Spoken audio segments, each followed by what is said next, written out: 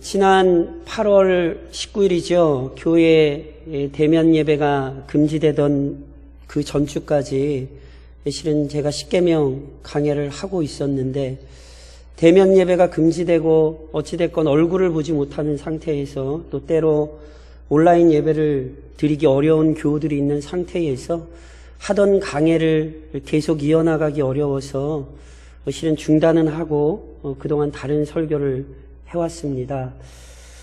오늘도 확진자가 100명이 좀 넘었던데 여전히 대면 예배 중단되지 않을까 하는 염려 속에 저희가 실은 매주 이렇게 모이고 있는데, 어찌됐건 대면 예배로 우리가 예배할 수 있는 만큼 하던 십계명 강해를 다시 이어가겠습니다. 특히나 제가 이 십계명 강해를 처음 하던 첫 시간에 무슨 말씀을 드렸냐면, 기윤실 기독교 윤리 실천 운동에서 통계를 냈던 자료를 제가 제시하면서 그런 말씀 드렸어요.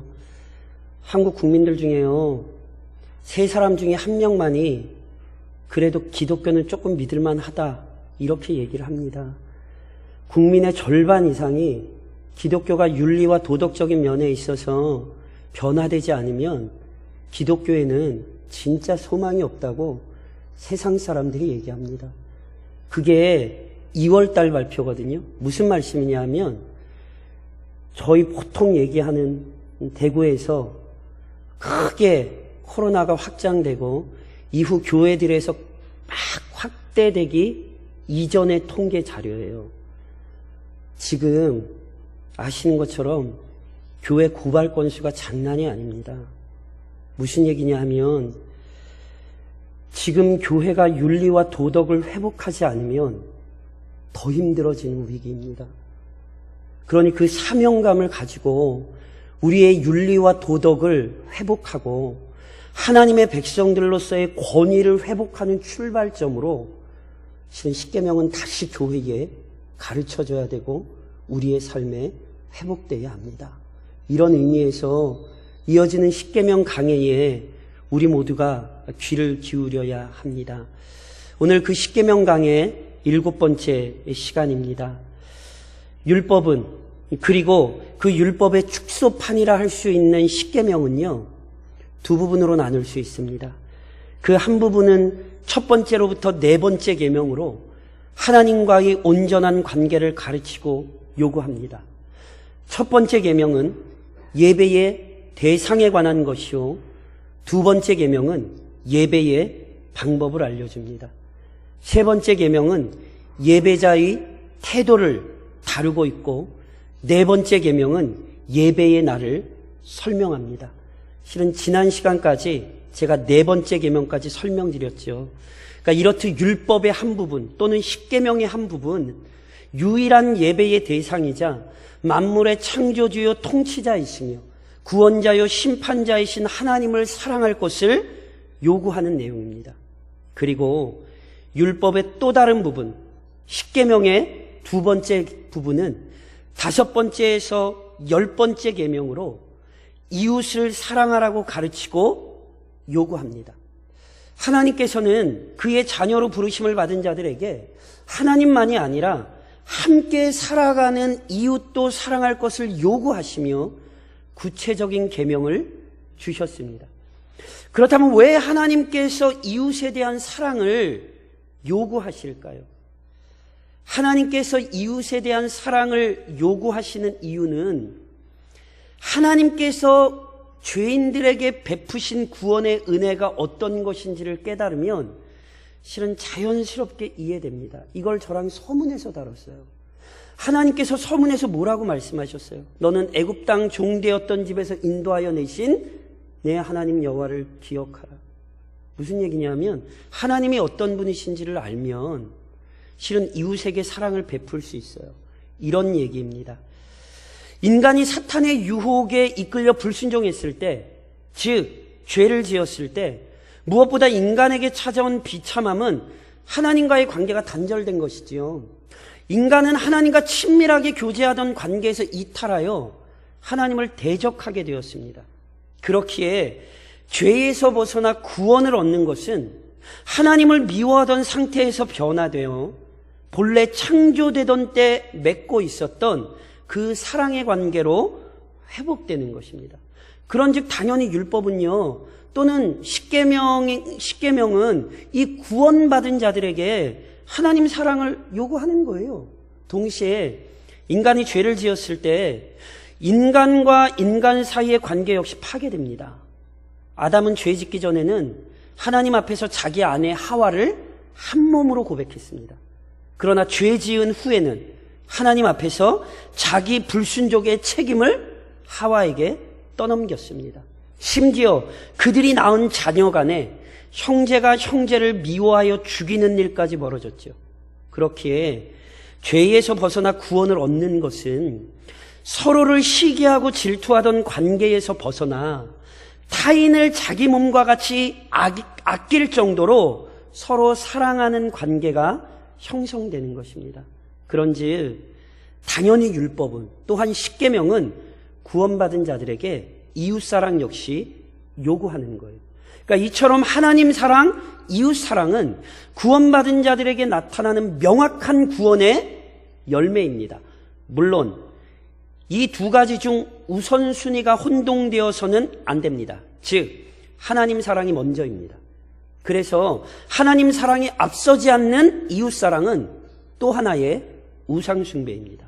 동시에 하나님을 사랑한다고 하면서 이웃을 사랑하지 않는 것은 거짓 신앙입니다. 이렇듯 하나님 사랑과 이웃 사랑은 구원받은 자들에게 반드시 나타나게 되는 참된 구원의 열매요, 합당한 책무라는 사실을 기억하며 이제 저랑 나머지 계명들을 살펴보셔야 돼요. 그래서 오늘 5번째 계명이잖아요. 먼저 기억하실 것은 부모를 공경하라라는 이 5번째 계명이 주어진 이유, 즉 5번째로 이 계명이 주어지는 이유를 이해하실 필요가 있어요. 제가 첫 번째 계명 설명드릴 때 그 순서의 중요성을 언급했습니다. 즉 첫 번째 계명은 하나님 사랑의 출발점이요, 모든 계명의 토대입니다. 하나님은 한 분이시니 오직 그분만 사랑하고 이어지는 계명들에 당연히 순종해야 하는 거죠.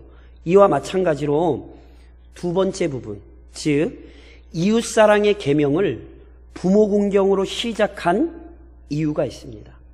5번째 계명은 하나님 사랑과 이웃사랑의 연결고리입니다. 이렇게 설명드릴 수 있습니다. 여기 공경하라는 단어는 무겁게 여긴다, 귀중히 여긴다는 의미가 있습니다. 그러니까 부모를 공경하는 것은 부모를 귀히 여기고 그 권위를 인정하는 것입니다. 그런데 성경에서 공경하라라는 단어가 명령형으로 사용되는 대상은 딱 둘입니다. 누굴 것 같으세요? 하나님과 부모입니다. 다시 말해 부모는 하나님의 권위를 가장 잘 대변하는 존재입니다. 이와 같은 영적 질서는 하나님과 그의 백성 간의 관계를 나타낼 때 자주 부모와 자녀의 관계로 표현한다는 사실에서 알 수 있죠. 예를 들면 출애굽기 4장에 이런 말씀이 있죠. 너는 바로에게 이르기를 여호와의 말씀에 이스라엘은 내 아들 내 장자라. 이사야 49장에도 이런 말씀이 있어요. 여인이 어찌 그 젖먹는 자식을 잊겠으며 자기 태에서 난 아들을 긍휼히 여기지 않겠느냐. 그들은 혹시 잊을지라도 나는 너를 잊지 아니할 것이라. 이렇듯 하나님께서요, 자신을 부모로 비유해서 알리셨어요. 이것이 우리에게 굉장히 효과적입니다. 왜요? 모든 인간은 부모에게서 태어나고 그 부모의 권위와 가르침을 통해 성장합니다. 즉 인간은 부모를 통해 자기가 순종하고 따라야 할 권위가 있다는 사실을 처음 배웁니다. 다시 말해 부모의 사랑과 권위를 통해 참 부모이신 하나님의 사랑과 권위를 경험합니다. 또한 자신의 부모를 공경하면서 자연스럽게 하나님을 공경하는 법도 배우게 됩니다. 그래서 부모는 하나님을 공경하고 경험하며 의지하는 것을 배우도록 주신 선물이에요, 선물. 그러니까 이런 이유에서 부모 공경이 하나님 사랑과 연관되는 5번째 계명으로 가르쳐지는 거예요. 또 하나, 본 계명이 하나님 사랑과 이웃 사랑의 연결점에 위치하는 이유는 사람이 태어나면서 처음 만나는 이웃, 처음 만나는 타인이 바로 부모이기 때문입니다. 부모 없이 태어나는 사람 없습니다. 모든 사람은 부모를 통해 이 세상에 태어납니다.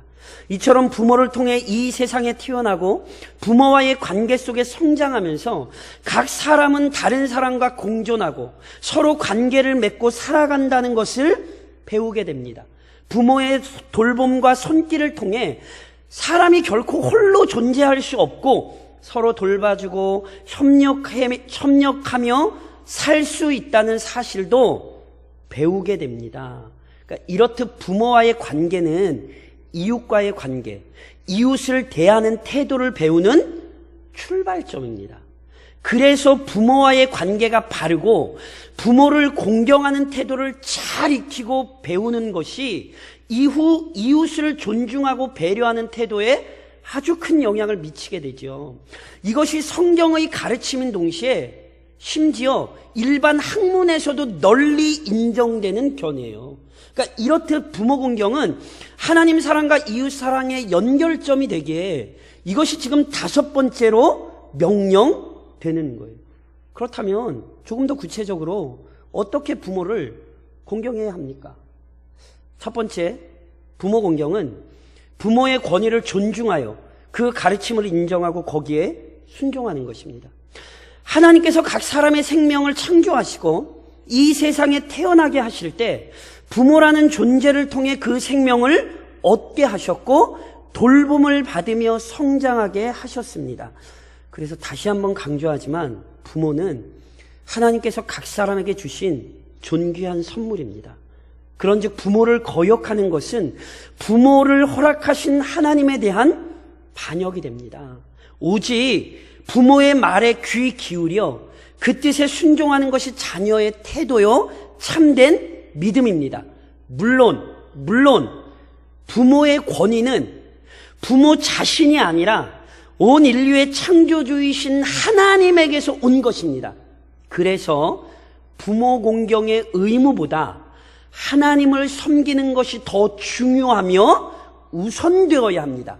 그래서 만일 부모의 요구가 하나님의 뜻을 벗어난다면 그리스도인은 순종하지 않아도 됩니다. 실제로 마태복음 10장에서 우리 주님 뭐라고 가르치셨어요? 아버지나 어머니를 나보다 더 사랑하는 자는 내게 합당하지 아니하고. 이 얘기는 아버지나 어머니를 무시하라는 것이 아니라 아버지나 어머니의 권위보다 하나님의 권위가 중요하다는 것입니다. 그래서 바울 역시 에베소서 6장에서 이렇게 얘기하죠. 자녀들아 주 안에서, 잘 보세요, 주 안에서 너희 부모에게 순종하라. 그냥 순종하는 거 아니에요. 주 안에서 주님의 합당한 뜻 안에서 부모에게 순종하는 것이 옳습니다.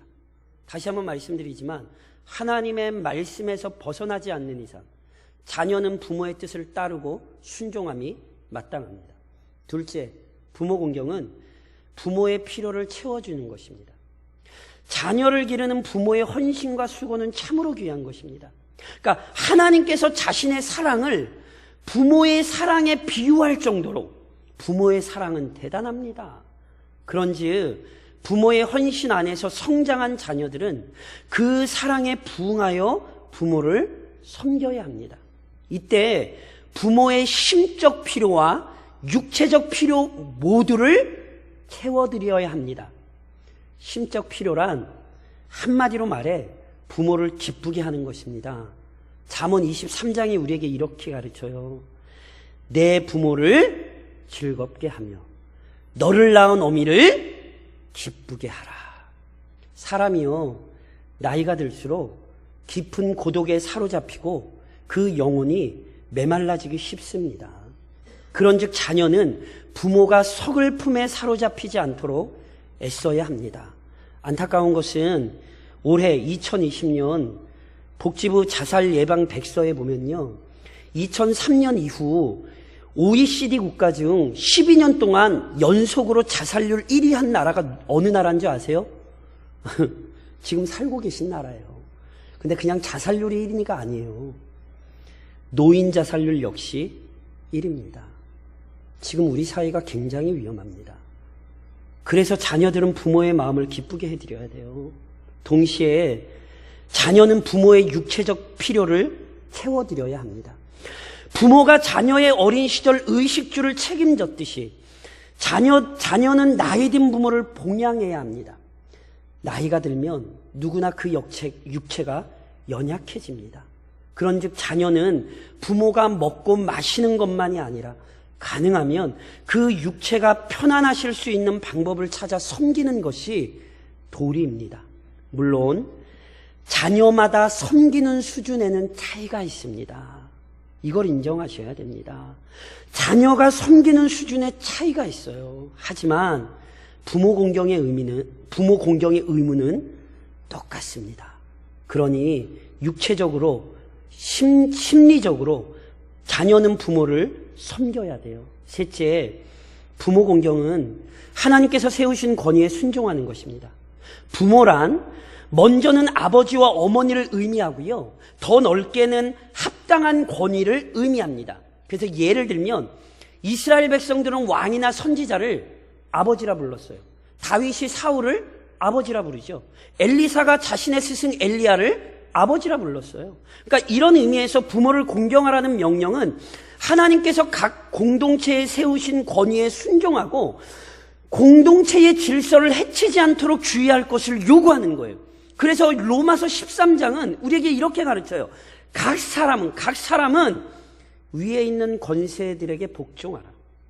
권세는 하나님으로부터 나지 않음이 없나니 모든 권세는 다 하나님께서 정하신 바라. 가정에서 부모에게 순종하고 교회 안에 세워진 직분을 존중하며 국가 권력의 방침에 순응하는 것이 하나님의 뜻입니다.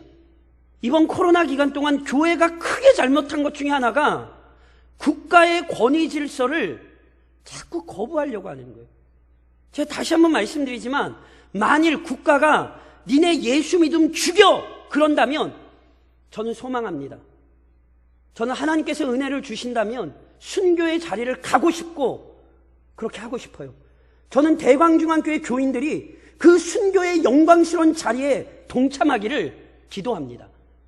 그러나 지금은 그 상황이 아닙니다. 혼동하시면 안 돼요. 적법한 국가의 질서를 따르지 않고 국가의 권위를 부인하는 것은 하나님의 권위를 부인하는 거예요. 그래서 교회가 지금 정신 차려야 되는 거예요.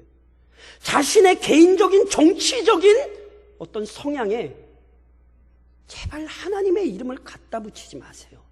그것은 악한 것입니다. 무엇보다 그 섬김에는 기도가 빠질 수 없어요. 디모데전서 2장이 우리에게 이렇게 가르치죠. 그러므로 내가 첫째로 권하노니 모든 사람을 위하여 간구와 기도와 도고와 감사를 하되 임금들과 높은 지위에 있는 모든 사람을 위하여 하라. 대통령과 정치적인 견해가 다르신 것 상관없습니다. 그러나 국가의 지도자들을 위하여 기도하는 것을 잊지 마십시오. 하나님께서 세우신 권위에 순종할 뿐 아니라 간절한 기도로 돕는 태도가 진정한 공경입니다. 그리고 이처럼 부모에게 공경하는 자에게 풍성한 은혜가 약속되었어요. 오늘 본문이 뭐라고 얘기합니까? 그리하면 내 하나님 여호와가 내게 준 땅에서 내 생명이 길리라. 여기 내 생명이 길다는 것, 즉 장수한다는 표현은요, 단순히 오래 산다는 의미가 아니에요. 이것은 축복의 충만함에 대한 히브리식 표현 방식입니다. 다시 말해 생명이 길다는 것은 하나님께서 베푸시는 축복을 풍족히 누리면서 참된 평안과 기쁨 속에서 살 수 있다는 의미입니다. 특히나 이와 같은 축복을 누리는 것은 개인적일 뿐 아니라 공동체적입니다. 그러니까 권위를 존중하고 공경하는 공동체는 그만큼 살기 좋은 공동체입니다. 이와 같은 영적인 원리가 잘 드러난 예를 사사기에서 찾아볼 수 있어요. 당시 이스라엘 백성은 유일하신 하나님을 섬기는 일에 마음을 두지 않고 자신들의 죄악된 욕망을 채우기 위해 수많은 우상을 섬겼습니다. 그리고 이러한 영적 부패의 현실은 부모를 공경하지 않는 삶으로도 나타나요. 그래서 사사기 17장에 이런 말씀이 있죠. 에브라임 산지에 미가라 이름하는 사람이 있더니 그의 어머니에게 이르되 어머니께서 은천백을 잃어버리셨으므로 저주하시고 내 귀에도 말씀하셨더니 보소서 그 은이 내게 있나이다. 내게 그것을 가졌나이다 하니 그의 어머니가 이르되 내 아들이 여호와께 복받기를 원하노라 하니라. 이게 무슨 얘기인지 아세요? 어느 날 미가라는 사람의 어머니가 은천백을 잃어버려요. 굉장히 큰 돈입니다. 화가 나서요 도둑에게 저주를 퍼부어요. 그런데 이런 어머니의 저주를 그의 아들 미가가 듣고 괴로워요. 왜요? 그 도둑이 자기거든요. 그러니까 어머니가 자기 아들이 도둑이라는 사실을 알았는지 몰랐는지는 학자들의 이견이 분분해요. 그러나 어찌됐건 어머니의 저주를 들은 아들이 단지 그 저주가 싫어서 그 돈을 어머니 앞에 꺼내놓는 얘기가 지금 기록된 거예요. 지금 이 얘기를 왜 성경이 기록했는가를 이해를 하셔야 돼요. 그냥 한 가정의 얘기를 알려주는 게 아니에요. 사사시대, 즉 하나님 사랑을 내팽개쳐버린 시대였기에 어떠한 권위도 존중받지 못하고 부모의 돈도 자연스럽게 도둑질하는 시대가 되었다는 사실을, 이것을 지금 지적하는 거예요. 하나님의 것을 도둑질하는 사람, 아무 거리낌 없이 부모의 것 도둑질합니다. 그래서 참으로 혼란스러운 말세의 특징 중 하나를 바울이 디모데후서에서 이렇게 분명히 얘기해요. 사람들이 자기를 사랑하며 돈을 사랑하며 자랑하며 교만하며 비방하며 부모를 거역하며. 그런즉 이 말세의 혼란과 고통에서 벗어나려면 하나님께 순종하듯 부모를 공경해야 합니다. 이것이 자신과 공동체의 큰 복이며 유익이며 평안을 누리는 방법임을 명심하십시오. 그런즉 사랑하는 성도 여러분, 마땅히 부모를 공경하십시오. 또한 합당한 권위에 복종하십시오. 본 계명에서 알 수 있듯이 부모를 공경하지 않는 것은 심각한 죄악입니다. 출애굽기 21장에 어떤 말씀이 있는지 아세요? 자기의 어머니나 아버지나 어머니를 저주하는 자는 반드시 죽일지라. 하나님을 저주하는 자만 죽지 않았어요. 부모를 저주하는 자도 죽였어요. 이런 이유로 성 어거스틴이 이 구절을 해석하면 뭐라고 얘기했는지 아세요? 누구든 부모를 공경하지 않으면 하나님께서 과연 그를 용서하시겠는가? 물론 오해하지 마십시오. 부모가 자녀보다 완전하기에 공경해야 하는 것 아닙니다. 어떤 사람도 어떤 부모도 완전하지 않습니다. 누구나 허물과 연약함이 있습니다. 부모를 공경해야 하는 이유는 부모를 세우시고 허락하신 분이 하나님이시기 때문입니다. 그런즉 하나님께 충성하는 성도라면 당연히 부모에게 순종합니다. 앞서 언급했듯이 눈에 보이지 않는 하나님에 대한 사랑, 하나님에 대한 충성을 확인하려면 눈에 보이는 부모를 공경하고 사랑하는지를 살펴보면 돼요. 특별히 이 계명과 관련해 믿지 않는 부모를 둔 자녀들은 더욱 주의해야 할 점이 있습니다. 모든 사람에게 찾아오는 죽음을 나의 부모 역시 피하지 못합니다. 죽음만 못 피합니까? 그리스도를 믿는 믿음이 없으면 영원한 형벌을 피하지 못합니다. 이 사실을 아는 그리스도인 자녀라면 어찌 부모의 영혼 구원을 위해 애쓰지 않겠습니까? 자녀가 부모에게 행할 수 있는 가장 큰 공경이 전도라는 사실을 명심하십시오. 그리고 동시에 앞서 언급했듯이 포괄적 의미에서의 부모 공경도 실천하십시오. 그러니까 넓은 의미에서의 부모란 하나님께서 세우신 권위와 질서도 의미한다니까요. 그런즉 교회에 세워진 권위, 직분자를 존중하십시오. 나의 부모를 대하듯 교회의 어르신을 섬기고 직분자들을 돕고 성도를 품으십시오. 더 나아가 지역을 위해 수고하고 국가의 지도자와 권위와 지위를 존중하십시오. 이 지역 사람들이 우리 교회가 나라와 민족 이 지역을 섬긴다는 사실을 보게 해 주십시오. 간절히 그들을 위하여 기도하고 헌신하는 교회라는 사실을 깨닫게 해 주십시오. 그리고 이렇게 진실한 마음과 태도로 부모의 부모와 또한 합당한 권위에 순종하여 결국 그리스도를 본받으십시오. 그리스도께서는 율법을 또는 십계명을 폐하지 않으셨어요. 오히려 완성하셨어요. 그러니까 부모를 공경하라는 계명 역시 그리스도께서 온전히 성취하셨어요. 기억하세요?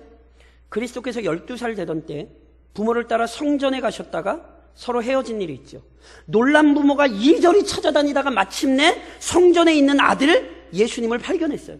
그때 부모로서 당연히 묻겠죠. 왜 너 여기 있냐고. 엄마 아빠가 얼마나 놀랐는지 아냐고. 그때 예수님께서 답변하신 거 기억하세요? 누가복음 2장에서 이렇게 답변하셨잖아요. 예수께서 이르시되 어찌하여 나를 찾으셨나이까? 내가 내 아버지 집에 있어야 될 줄을 알지 못하셨나이까? 이 말씀은요, 예수님께서 단순히 사람의 자녀가 아니라 하나님의 아들, 즉 메시아라는 사실을 드러내신 말씀이거든요. 그런데 이 말씀에 대한 부모의 반응이 어땠는지 아세요? 이어서 누가복음 2장에 이렇게 기록돼요. 그 부모가 그가 하신 말씀을 깨닫지 못하더라. 뭐라고요? 깨닫지 못했대요. 근데 그걸로 끝났나요? 이어서 예수께서 함께 내려가사 나사렛에 이르러 순종하여 받드시더라. 예수님의 말씀을 부모들은 깨닫지 못했어요. 그러나 예수님은 부모를 무시하지 않으셨어요. 오히려 부모에게 순종하셨지. 무엇보다 부모에 대한 그리스도의 순종은 십자가에서도 확인되죠. 요한복음 19장에 이런 기록이 있습니다. 예수께서 자기의 어머니와 사랑하시는 제자가 곁에 서 있는 것을 보시고 자기의 어머니께 말씀하시되 여자야 보소서 아들을 이시니이다 하시고 또 그 제자에게 이르시되 보라 내 어머니라 하신대. 십자가 위에서 고통당하시던 그때에도 그리스도께서는 자녀의 도리를 잊지 않으시고 어머니의 삶을 위해 애쓰셨어요. 더 나아가면 불의하게 십자가에 달리셨으나 그 불의한 일에 대해 불의로 갚지 않으시고 하나님의 선을 이루시기 위하여 믿음으로 견디셨죠. 진정으로 그리스도를 닮기 원하십니까? 그렇다면 즉각 부모에게, 더 나아가 합당한 권위에 순종하십시오. 마지막으로 이렇게 부모를 공경하고 권위를 존중하는 신앙이 이어지도록 잘 가르치고 몸소 보여주십시오. 앞서도 제가 설명드리면서 얘기한 것인데요. 이 계명, 부모가 살아계신 사람들에게만 주어지는 계명이라고 자꾸 생각하시면 안 돼요. 나는 부모가 없으니까. 그렇게 생각하시면 안 된다니까요. 하나님의 말씀은 그렇지 않아요. 이 계명은 모든 사람에게 주어진 것이고요. 무엇보다 하나님의 자녀들에게는 더 강력히 주어지는 명령이에요. 그러니까 이런 관점에서 이 계명은 부모의 책임을 일깨우는 것이기도 합니다.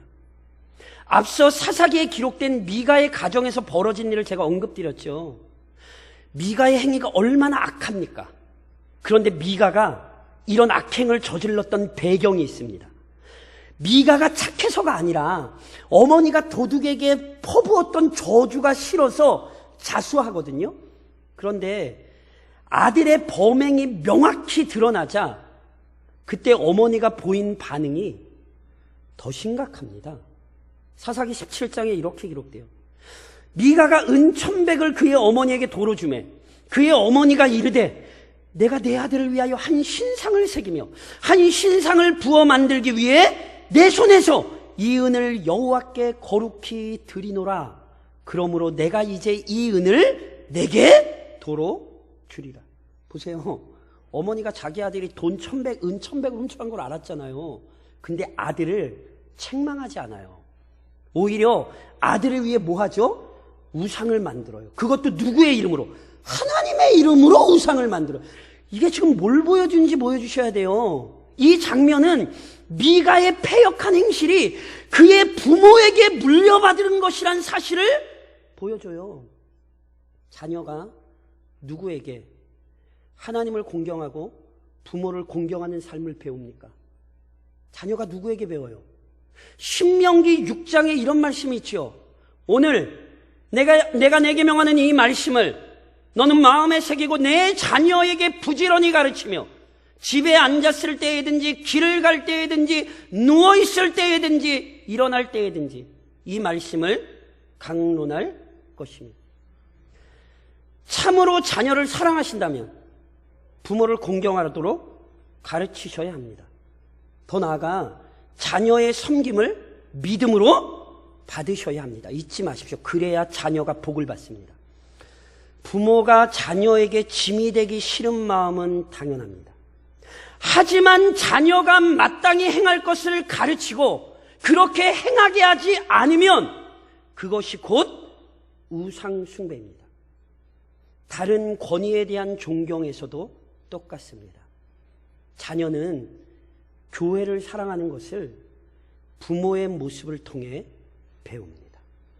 부모가 교회를 사랑할 때 자녀가 교회를 사랑합니다.